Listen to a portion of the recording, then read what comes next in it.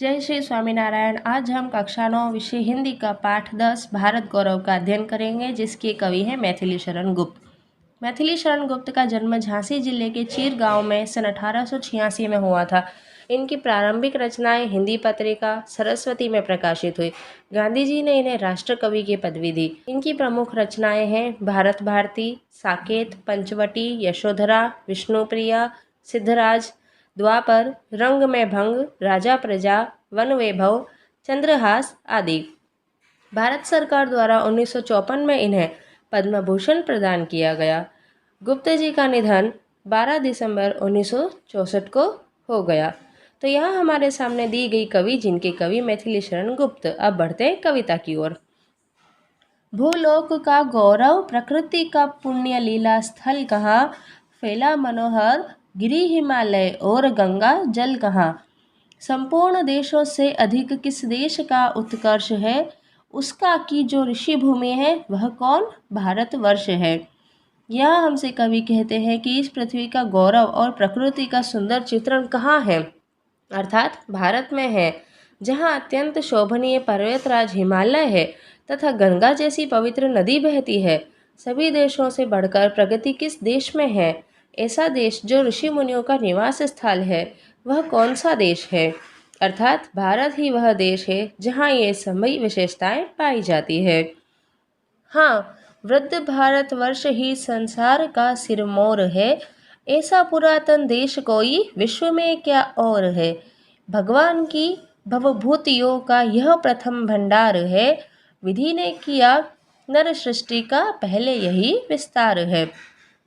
आगे की पंक्तियों में कवि कहते हैं कि यह पुराना भारत ही है जो संसार के सभी देशों में श्रेष्ठ है, अर्थात सभी देशों का सरदार है। ऐसा प्राचीन देश विश्व में कहीं और नहीं है। भगवान ने भारत को ही अपना सबसे पहला संपूर्णता का भंडार बनाया, अर्थात ईश्वर ने सबसे पहले यही इसी देश को ही समृद्ध बनाया। ने सृष्टि की रचना की तो सबसे पहले मनुष्य को यहीं उतारा। यह पुण्य भूमि प्रसिद्ध है, इसके निवासी आर्य हैं, विद्या कला कौशल सबके जो प्रथम आचार्य हैं। संतान उनकी आज यद्यपि हम अधोगति में पड़े, पर चिन्ह उनकी उच्चता के आज भी कुछ हैं खड़े।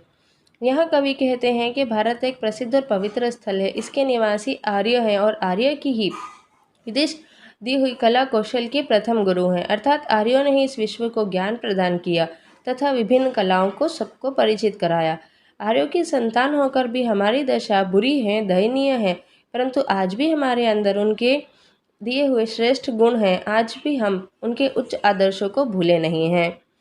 वे आर्य ही थे जो कभी अपने लिए जीते न थे, वे स्वार्थरत हो मोह की मदिरा कभी पीते न थे। संसार के उपकार हित जब जन्म लेते थे सभी, निश्चेष्ट होकर किस तरह वे बैठे सकते थे कभी।